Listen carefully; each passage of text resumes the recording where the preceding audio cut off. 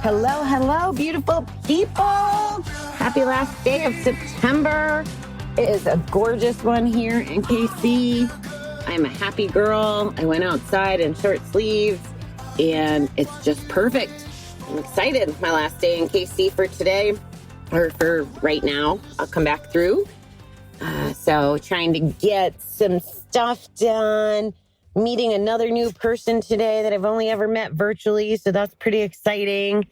And going to a couple of my favorite hot spots to eat. So it's a good day.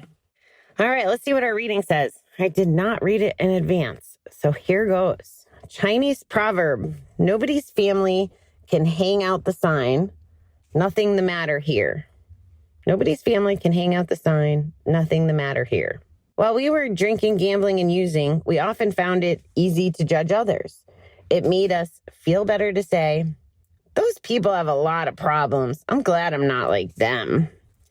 Today, we are much less likely to judge others. We are focused on our own life now. We are busy getting back in shape mentally, physically, and spiritually. We don't have much time or much need to be taking the inventory of other people. Oh, freaking A. If only we could all be like this, right? As we learn the benefits of empathy and sympathy with others. And we have learned the benefits of empathy and sympathy with others. Instead of criticizing, we are learning how to reach out and understand others. As we learn to trust ourselves and our feelings, we find we don't need to hide behind a wall of selfishness. Now we are learning the spiritual value of hearing and helping others. As the 12th step reminds us, we keep our program by giving it away. Today, let me be sensitive to the plight of others. Help me to not judge those in need. Yeah. So if you're one of my beautiful people out there listening that doesn't have a gambling problem, I'm going to tell you how you can apply this to real life, because this is definitely, from taking my own inventory, and then step 10, which we'll talk about in October here, when we have to look in the mirror about our actions or our behaviors and then promptly admit that we screwed up or that we acted not the way we want to act and fix it or make amends or, just kind of get over it. Otherwise, you're banking it until your next relapse and having to start all over, in my humble opinion. But anyway, I really do. I try to, sometimes my emotions get away from me and sometimes I react not in the best ways. And the two examples I can think of with this are the lady in the parking lot that I told you about the other day. I really did make this part of my thinking process is like, okay, maybe she's having a bad day. Okay, maybe she, has power issues. Maybe she's at home getting beat up by her husband and she needs to control the person parking in the parking lot. I don't know. I hope that's not the case, but there's more to the story. So I had to mindfully, deliberately show her love and kindness. Like I had to in that case. And I will say, after 40 something years of normal stinking thinking and having an attitude instead of coming from a place of gratitude or kindness all the time and being selfish little biatch, like could have been like, what the frick, or fought back or whatever. So not taking, I guess I am kind of taking her inventory in the sense of I wish she wasn't rude to me, but that's one example. But I was trying to not judge her or be pissy pants about it too long. And the other example, this is really interesting because I forgot I even did this until reading this just now. When we were golfing, I guess it was the other day. Yeah, we were golfing and we're at a hole. Now, mind you, the golf courses are still pretty busy, especially on the nicer days. Everybody's trying to get it in before snow starts flying. And the lawnmower guy, the courses are busy. The lawnmower guy was like mowing on the hole and like caused us to pause play while we waited for him to do the circles. And it was a par 5. So for those of you who don't know a par 5, it's a long hole and it takes a while to get there. So there would be big gaps in time for him to mow. And I think I've made it clear I do not like loud noises ever at all. I don't like mowers. I don't like snowblowers. I don't like vacuums. I don't like any of it. And my body chemistry and my mind were both like, noise, and wanted to go into pissy pants mode just from him mowing the green. Like, it was annoying to me. And I had to, and I think my counselors kind of helped me with this, like trying to embrace the noise so that eventually becomes background. Anyway, I had to be like my brain wanted to be like, you jerk, stop mowing when I'm here to play. That whole selfish, it's all about me, what the flower. And I end up talking myself through like, he's just trying to get it done. Why don't you be grateful for him keeping the greens nice? And this was a whole dialogue in my head the day we were golfing. Like Chip doesn't know, nobody knows I was thinking all this and trying to get myself like reprogrammed to embrace other people is essentially what it was. And to take notice that I didn't need to let this make me bitchy. You know, I think my poor mother gets the brunt of it. It's like we always seem to be on the phone or maybe I just download to her. I'm always like, rah, rah, rah, rah, and all these problems are really little in the grand scheme of things. It's a practice thing. And so we often found it easy to judge others. It made us feel better to say those people have a lot of problems. I'm glad I'm not like them. And on Saturday, I had a conversation with one of the ladies here about this. Like, let's mind our business. We don't need to, like, what value does it serve, you know, to judge other people? It just keeps negativity in our bucket. That's really all it does. I don't know what it does other than that, really. Maybe it makes us feel better if we have our weaknesses, but that's the whole beauty of the recovery stuff and doing the work and trying to get your mind right. And I think the reason that it's always like mind, body, soul, like the book we read out of and like this reading mentally, physically, spiritually is you almost have to start with physically, right? Because if you have a healthy body and maybe things aren't hurting as much, you don't feel that. I don't know. The only word that's coming to mind is shitty. Like if you don't feel shitty physically, it's a good start to be able to get not feeling shitty mentally. And then you really can enhance it when you feel not shitty spiritually. So you have to do the work on those three components. And if you're busy doing that work, first of all, you don't really have time to judge people. If you're feeling right, you don't need to judge people to calm down whatever you're feeling shitty about. Make sense? So the goal is to not feel shitty.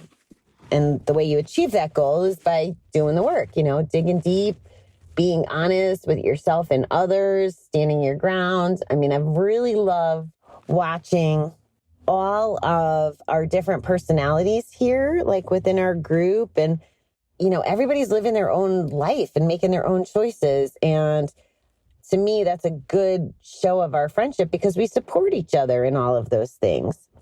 We don't have much need to be taking an inventory on other people. There's been so many times in a GA meeting, and this is just complete honesty, you know, where I hear people talking and I can hear their attic voice talking, right? And they might be the loudest voice in the room, or they might just be not seasoned enough or whatever. I find that I usually struggle with the ones who want to dominate and tell everybody, you know, how they should be living their lives. I find that that's where I get like, oh, come on, you know, like, why aren't you doing X, Y, Z? You know, like you want to preach and fix everybody else, but why don't you look in the mirror? And even when we're talking amongst ourselves as Gambler Anonymous people, members, so many times we've heard the language, you know, I'm not trying to take his inventory, but, you know, and now that I'm creating my own style of recovery that works for me, I realize that I definitely am aware of other people's behaviors, but it does now. It's like, oh, I feel bad they don't know any better. Or I feel bad they're not, I feel like they're almost, I don't want to say delusional, but they think that they're in a good space. But as an outsider looking in, sometimes we can see that they may not be in a good space. And this goes back to what we talked about, I think it was yesterday or the day before, I don't know, but the controlling what we can control. So if someone's not in a good frame of mind, judging them doesn't serve us. It just doesn't. Maybe an approach can be asking, you know, thought-provoking questions or just ignoring it so the negativity doesn't get in our bucket. I tend to find myself asking questions or just being honest. I call bullshit when I see it a lot of times. Not to be confrontational, or if I think it's going to be too confrontational or someone won't hear me, I don't even bother. I just try to, and I was saying this last night, like the fact that you and me are here together today and every day that we are, and that I tell you or guide you or share with you or whatever you want to call it, when I tell you and advise you of something for when the situation hits, when I have that same situation, I have to do it myself. I have this level of accountability to you guys, and I call it, practicing what I preach. And other friends of mine in the industry, I've said to them too, you want to be in this world, you got to fix yourself first, and you got to work on this stuff, and you got to be a good example. And when the times come, it's hard, guys. It's hard sometimes to do what I say we should do or what I say I should do. But I notice that every time I feel better on the other side. So if we put the energy that we have into that, getting through those harder times, than worrying about the judging and sucking up our positivity on things like that and other people, we have a really good chance at a much better life. And we've learned the benefits of empathy and sympathy with others. Instead of criticizing, we are learning how to reach out and understand others. As we learn to trust ourselves and our feelings, I can't read it the second time so good. We find we don't need to hide behind a wall of selfishness. And that's just it. I mean, there's definitely value, 100% value to having the selfish principle. We have to be selfish to protect ourselves. I will never take that away from us. We have to protect ourselves. But we don't need to be selfish in the sense of looking at someone else's stumbles or flaws or character defects, whatever you want to call them. We don't need to be selfish in a way that we think, and it's an illusion, we think we're filling our bucket by putting them down raises us up. That's not really how it works. Putting them down takes away our positivity. Like, we're not putting positivity out there to build on. Instead, it's just negativity, and we're just hanging on to more negativity, and it sits in our bucket like swill, and it's just gross, and we need to get rid of it. So if we focus on ourselves and then helping others, and like I said, helping others looks different for different people. And I don't think it's the loudest voice in the room that makes you the biggest helper. It could be, if you're in the 12-step world, you can be the biggest helper by just showing up. Like I've mentioned before, in New York, I walked into 3 GA meetings, my first 3 GA meetings in New York, and the same fellow was in all 3. And he had over 20, I think maybe he's close to 25 years clean time, somewhere around there. Now, he didn't have to advise me as someone who was newer in recovery of what he did, or he didn't have to lecture me or give me direction on how to do things. He just shared and showed up. That was him doing his 12-step work. It's him working his recovery, but it's also him doing his pay it forward by showing up. Like, think about it. If you haven't done something for 20 years, maybe you quit whatever it is at 25 years old and now you're 60. Do you really think now you've lived life longer in recovery than using? Why do you need to go to meetings? Why do you need to show up? Why do you need to talk to people? Why do you need to be open and transparent about it? Because you need to help other people. Maybe you don't need to, but I'll tell you, life gets better when you do, when you try to help. It just totally does. When you give a gift, and I'm not even talking money gifts. It could be just attendance. It could be just a share. It could be just a kind word. It could be just a text hello. The day after someone says they're having a really hard time. It could be helping by staying connected, nurturing friendships. Like, there's so many ways to help that don't come at a cost to you. And I will tell you that'll replenish your positivity in your bucket over and over and over again. Today, let me be sensitive to the plight of others. Help me to not judge those in need. And I've told you as recently as last week, that I tend to be black and white and hold people to standards. And I hate to think of it as judging, but I'm still guilty of it. I'm not telling you that it's good for me. I'm just telling you that I still am guilty of it, and that it's definitely a deliberate act to recenter and remind myself of the things we're talking about today. But it can be done. that's kind of the beauty of it. So think about that. Like I said, everything we talk about kind of takes practice. So think about even the waiter at dinner last night. Oh my God, he was such a grumpy butt. And I tried having my personality on him. And of course, with masks, you can't tell if people are smiling or not. And I asked him, like, are you okay? Like, are you smiling under there? Because you can kind of tell when people's eyes are smiling. And he's like, well, just consider it resting mask face. Like resting bitch face. And that was probably the funniest interaction with him all night, because he was really like, I'm not a fan of when it feels like we're bugging people when we're at a place where we need the people to heighten our experience. So those are my thoughts. I'm going to run in the store here. I'm looking out in the parking lot, and there's this guy walking his dog, and I kind of want to go over and pet the dog. What else is new? Anyway, so happy Wednesday. Happy hump day, which I just realized and said on my live, it's not hump day anymore when you're self-employed.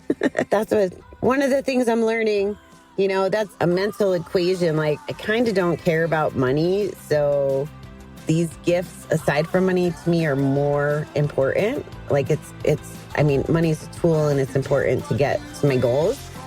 But I would much rather enjoy going to visit a random dog and be happy and free than to be, going into an office. It's just good stuff right now. I hope it's sunny where you are, guys. I'm going to be driving to Denver tomorrow, so I'll try to visit you from another parking lot on one of my stops.